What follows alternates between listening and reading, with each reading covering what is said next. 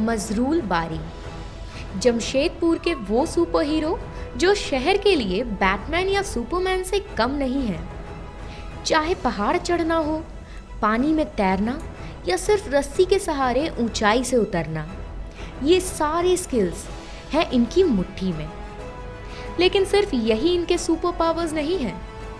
इस super hero की super power है सेल्फलेसनेस, यानी लोगों की निस्वार्थ मदद करना।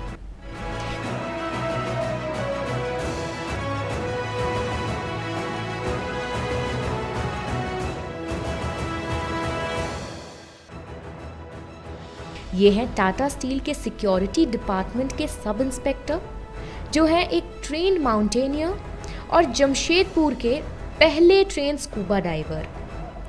और अपनी इन्हीं शक्तियों का इस्तेमाल करते हैं मजरूल बारी जी लोगों की मदद करने में और उनकी जान बचाने में।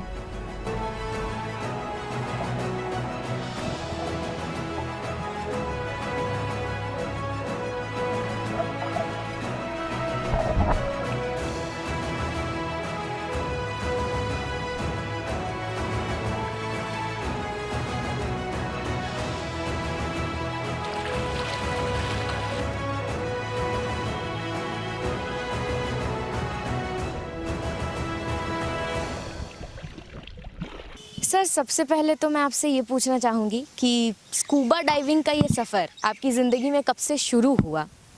देखिए, स्कूबा डाइविंग का सफ़र शुरू हुआ 2008 से। उससे पहले 2007 में जमशेदपुर दो मोहानी जो सोनरेखा खरकाई रिवर मीट है, वहाँ एक इंसिडेंट हुआ था। 3 बच्चे हमारे टाटा स्टील एम्प्लॉय और कुछ मास्टर लोग के बच्चे वहाँ डूब गए थे जस्ट मैट्रिक के एग्ज़ाम का बाद। तो उसमें हम गए थे। उस समय में हमारा जो सीनियर जीएम जिसको कैप्टन धनंजय मिश्रा, उसमें काफ़ी मेहनत कर रहे थे।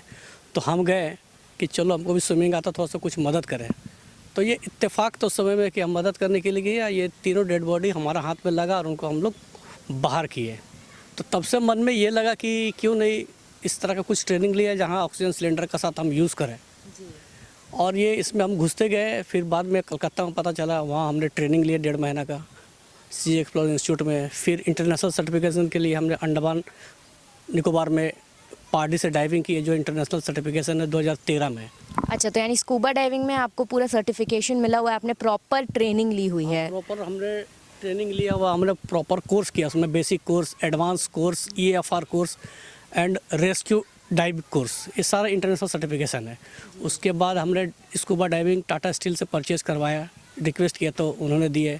और इस काम को करने के लिए हमारा जो डिपार्टमेंट है सिक्योरिटी टाटा स्टील, ये हमको बहुत आगे बढ़ने के लिए मौका दिया और सारा चीज़ उन्होंने परचेज़ करके दिया।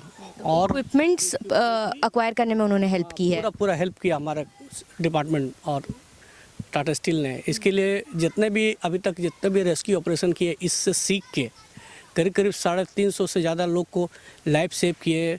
50 लोग जो ड्रॉनिंग हो के उसको कैजुअलिटी को निकाले, ये टाटा स्टील का देन है। हम तो जस्ट वर्क कर रहे हैं। 2013 में इंटरनेशनल सर्टिफिकेशन के लिए हमने अंडमान निकोबार गया, जो पार्टी से हमने कोर्स किया, जो 4 कोर्स किया कंटिन्यूस, बेसिक, एडवांस, EFR और rescue work course, rescue scuba diving. ये करने से हमको बेनिफिट लगा कि कोई भी काम हम बहुत अब पहले से ईजी से काम कर लेते हैं। डिफ़िकल्ट तो है, लेकिन इस काम को करने में थोड़ा सा पहले से ज़्यादा मदद मिलता है। पहले कुछ नहीं था और अभी तो हमारे पास एडिशनल इक्विपमेंट है। ये तो टाटा स्टील हमको परचेज़ करके दिया है और हमारा सिक्योरिटी डिपार्टमेंट, इसमें हमको बहुत आगे बढ़ने का मौका मिला है। इक्विपमेंट्स अक्वायर करने में टाटा स्टील ने हेल्प की है? स्टील ने हेल्प किया। इस सब कोर्स करने के लिए भी टाटा स्टील हमको मदद की, हमारा सिक्योरिटी डिपार्टमेंट। ये तो इतना जो अभी रेस्क्यू ऑपरेशन किए, करीब 350 लोग को लाइफ सेव किया है, 50 से ज़्यादा ड्रॉनिंग कैजुअलिटी को बाहर निकाले। अच्छा। तो डेवलपमेंट हम किए, लेकिन टाटा स्टील बैकबोन है। अगर ये सपोर्ट नहीं करता तो शायद इतना नहीं कर पाते। इसीलिए थैंक्स टाटा स्टील को जाता है कि उनके सपोर्ट से फिर आपको और ज़्यादा इसको करने में एनकरेजमेंट मिला। जी, एनकरेजमेंट मिला। और इससे लोग सोसाइटी को बेनिफिट हुआ। जैसे 2008 में काफ़ी बाढ़ में बहुत लोग को काफ़ी को निकाला, जैसे खिड़की दरवाज़ा तोड़ के भी निकालना पड़ा। फाइलाइन में हमारे कुछ TMH के स्टाफ नर्स है, वो बिल्डिंग में फंसे हुए, तो जो छत तक पानी आ चुका था वहाँ से रिकवर करके बाहर लाए। ऐसे बहुत लोग को लाए, रात में दिन में। तो इसी के बारे में सर मैं ये पूछना चाहूँगी कि आपके पूरे करियर के दौरान कौन से ऐसे सबसे बड़े एक्सपीरियंसेस रहे हैं आपके लिए?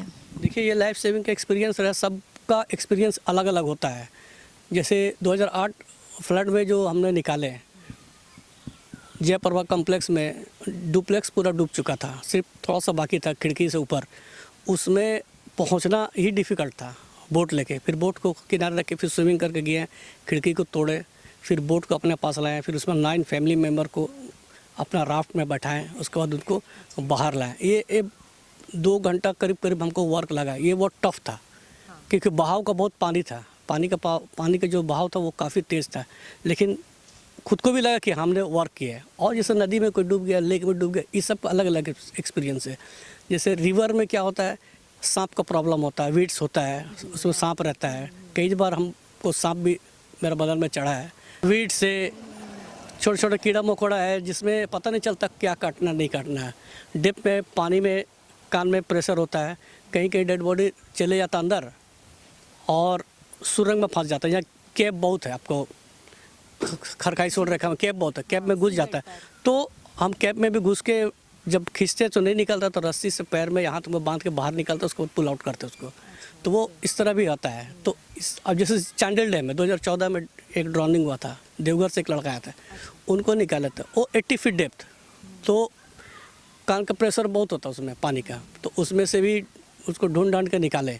लेकिन उस समय में हमको 2 लाख रुपए दिया था, तो हमने उनको वापस कर दिया कि नहीं, ये हमारा वॉलंटरिज्म है, हम किसी से पैसा नहीं लेते हैं। अच्छा, तो ये आज तक आपने जितने भी रेस्क्यू ऑपरेशंस किए हैं या रिकवरी जितने भी आपने किए हैं, वो सारे आपने जस्ट अपने तरफ से एक कंट्रीब्यूशन किया है टू द सोसाइटी को कंट्रीब्यूशन किए, और इसके एवज में हमने किसी से 1 रुपया नहीं लिए, और ना ही किसी के 1 कप चाय पिए, ना सरकारी ना गैर सरकारी, कोई नहीं बोल सकता। और बहुत बड़ी बात है। कंपनी हमको परचेज करके, लेकिन टाइम टू टाइम बहुत से इक्विपमेंट ऐसे है जो हम टाइम टू टाइम अपने लिए भी हम खरीद कर रखते हैं कि कब ज़रूरत पड़ेगा, क्योंकि यहाँ मिलता नहीं है, और ज़रूरत पड़ने का टाइम में फिर वो हमारे लिए ज़्यादा, क्योंकि प्रॉब्लम फेस हम ही को करना है, तो वो पहले से ही हम सोल्यूशन ढूंढ कर रखते हैं, अगर ये होगा तो क्या करना चाहिए, सो दैट फिर किसी भी इमरजेंसी केस में आप खुद भी रेडी रहें। हाँ, एक कहावत है ना, हम लोग माउंटेनियरिंग में सीखे कि सोना भी है तो रात को रेडी पोजीशन में सो, मतलब जहाँ कुछ ज़रूरत हुआ तो इमीडिएट निकल जाओ। और रेस्क्यू ऑपरेशन करना, कुछ इंसिडेंट हो गया, उसका कोई सिचुएशन, कोई टाइम टेबल नहीं होता, दिन में हो सकता है, रात को हो सकता है, जिस समय हुआ देन एंड देयर एटलीस्ट वहाँ आप फील्ड में पहुँच जाइए, ताकि लोग को एक राहत मिले और खुद को भी पता चले कि क्या करना है। और वो जब इतना रेडी रहेंगे तो आगे का रेस्क्यू ऑपरेशन भी आप कामयाबी हो जाते हैं। हमने बहुत से रेस्क्यू ऑपरेशन में पानी में भी हम गए हैं, जो रात में दिखता नहीं है, तो दिन में भी नहीं दिखता है, तो रातें को निपटा दी हम। कितना जो ड्रॉनिंग था रात को भी निपटा है। तो स्पॉन्टेनियस रहने की वजह से आपको ज़्यादातर अपने मिशंस पर सक्सेस मिली है। ट्रेनिंग होने के चलते, ये देखिए बैचेंद्री पाल मैडम को भी हम थैंक्स देते हैं कि उन्होंने हमको माउंटेनियरिंग कोर्स में बहुत आगे चढ़। जी सर, इसी से जुड़ा मेरा अगला सवाल होने वाला था कि माउंटेनियरिंग आपने ट्रेनिंग ली हुई है, तो उसको लेकर आपने किस तरह की ट्रेनिंग ली है, कहाँ ट्रेनिंग ली है? बिकॉज स्कूबा डाइविंग और माउंटेनियरिंग, वाटर एंड माउंटेन बिल्कुल 2 अलग चीज़ें हैं, लेकिन ये दोनों ही चीज़ों में आपने मास्टरी की हुई है। सो ये कैसे हुआ? 95 में हमने माउंटेनियरिंग शुरू की है मैडम बैचेंद्री पाल का लीडरशिप में। तो उन्होंने हमको बेसिक माउंटेनियरिंग करवाया, एडवांस माउंटेनियरिंग कराया, सर्च एंड रेस्क्यू कोर्स किए, फिर NIM से हमने लाइजन ऑफिसर कोर्स किए, ये सब करवाए मैडम ने। उसके बाद 60 में हमको मैडम बैचेंद्री पाल ने एक्सपीडिशन में भी लेके गया, आदि कैलाश लेके गया। उसके बाद आपका ले में है स्टॉक कांगड़ी, जिसका हाइट 20,580 फीट है, उसको हम लोग सबमिट किया था, मैडम भी खुद थी। तो वो एक जो टफनेस है वो अंदर में आया। माउंटेनियरिंग टफनेस है, टफनेस और डिसिप्लिन डिसिप्लिन है। अगर डिसिप्लिन किसी फील्ड में, अगर आप डिसिप्लिन नहीं है तो वो कोई काम का नहीं है, और सिर्फ फ़न किया अब चले आए। हमने फ़न नहीं किया, हमने शुरू में फ़न किया, लेकिन इस चीज़ को समझे तो हमने सोसाइटी को दिया। हाँ, जितना भी हम मैक्सिमम हो अभी भी देते हैं, आगे भी देंगे। तो माउंटेनियरिंग कोर्स करने से, एक्सपीडिशन में जाने से हमको वहाँ से इक्विपमेंट का नॉलेज हुआ, कॉन्फिडेंस डेवलपमेंट हुआ। बहुत सी चीज़ है, जैसे किसी को हाइट से उतारना है, बिल्डिंग से उतारना है, रॉक से उतारना है, पेड़ में चढ़ गया, कोई बेहोश हो गया, उसको उतारना है, हम लोग उतार सकते हैं उसको ईजी से। बहुत कोई को बहुत टफ लगेगा, हम लोग को भी टफ लगेगा, लेकिन हम लोग उसको कर लेंगे और कैजुअलिटी को कोई खरोच भी नहीं आएगा। तो आपने किसी हाइट से भी कैजुअलिटीज़ को नीचे उतारने में, इस तरह के केसेस में आपने हेल्प किया है? हमने हाइट से उतारने में कोई कैजुअलिटी से हमारा केस में नहीं आया, लेकिन हम टाइम टू टाइम ट्रेनिंग खुद को डेवलपमेंट करने के लिए करते रहते। सर, आप शहर के इकलौते प्रोफेशनल स्कूबा डाइवर हैं एंड प्लस माउंटेनियरिंग में भी आपने जो भी ट्रेनिंग ली हुई है, इसके अलावा आपकी कोई दूसरी हॉबी है? दूसरा हॉबी ये तो हमारा सेवा भाव है, स्कूबा डाइविंग। इससे करके लोगों को लाइफ सेविंग करने में मदद पहुंचाते हैं, ये हमारा सेवा भाव है। इसके अलावा माउंटेनियरिंग भी किए। इसके बाद बाइक से हमने 2007 में बाइक राइड किए थे लद्दाख, 7,500 किलोमीटर लगभग, खरदुंगला। और इस साल का भी हमारा प्लान है, 23 मई को निकलेंगे। जो अभी नया पासेस खोला वर्ल्ड का सबसे हाईएस्ट रोड, अभी खरदुंगला नहीं रहा, वो उमलिंगला पास हो गया, करीब करीब 19,300 फीट जिसका हाइट है। उसको हम अभी बाइक से 12-15 दिन का ट्रिप है हमारा। तो वो अभी हमारा यही मोटो है कि पेड़ लगाओ पेड़ बचाओ अभियान, ये रहेगा, ये मैसेज रहेगा कि वर्ल्ड का सबसे ऊंचा रास्ता से ये हम दे लोग को, ताकि ये अवेयर करें, मोटिवेट करें पेड़ को लगाने में। बिकॉज आप लोग एडवेंचरस फील्ड से हैं, तो आप लोग नेचर से बहुत ज़्यादा क्लोज हैं, इसलिए आप ये मैसेज देना चाहते हैं। Nature is the best teacher.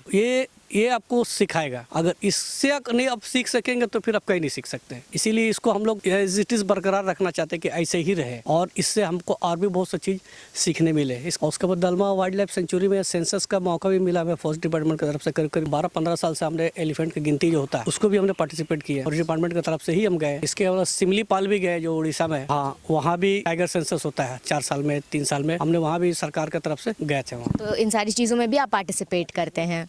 Participate सब चीज़ में भी हमने। तो इससे जुड़ा सर एक सवाल मैं पूछना चाहूँगी कि आजकल के यूथ, आपको क्या लगता है कि आजकल के यूथ इस तरह के स्पोर्ट्स को किस तरीके से लेते हैं?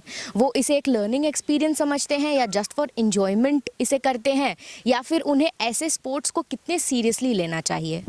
देखिए, यूथ के उससे पहले हम एक बात बोलेंगे, ये जो हमने माउंटेनियरिंग फील्ड की है, इसके अलावा भी हमको कुछ टाटा रिलीफ कमेटी से भी हमको चांस मिला, सेवा करने का मौका मिला, क्योंकि वो एक बहुत बड़ा प्लेटफॉर्म है टाटा रिलीफ कमेटी, जो सेवा करने के लिए पूरा वर्ल्ड में उनको फेमस जाना जाता है। टाटा रिलीफ कमेटी से हमने 2000 में जब भूकंप आया गुजरात में, वहाँ हम गए थे, वहाँ सेवा करने का मौका मिला गुजरात भूकंप अर्थक्वेक में। इसके अलावा सुनामी में भी गए। तो यानी झारखंड के बाहर भी आपने काम किया है इन सारे रिलीफ वर्क में? रिलीफ वर्क में झारखंड के बाहर में आपको गुजरात में गए थे, रिलीफ वर्क में आपको सुनामी जो तमिलनाडु में वहाँ गए, बिहार बाढ़ में गए, उड़ीसा कम से कम 4-5 बार उड़ीसा गए, जो जगत सिंहपुर, कटक, भुवनेश्वर, इस समय जो बाढ़ आया था काफ़ी लोग को रिलीफ मटेरियल बांटने में हम लोग दिन रात एक कर दिए थे। इसके अलावा आइला स्ट्रोम जो आया था तूफान, सुंदरबन कलकत्ता, वहाँ भी 2-3 दिन के लिए वहाँ भी गए थे। ऐसे जहाँ जहाँ भी होता टाइम टू टाइम हम को चांस मिला है इसको। तो यानी अब आप अपने टैलेंट के थ्रू, अपने नॉलेज के थ्रू, अपने एक्सपीरियंस के थ्रू सिर्फ शहर को ही नहीं,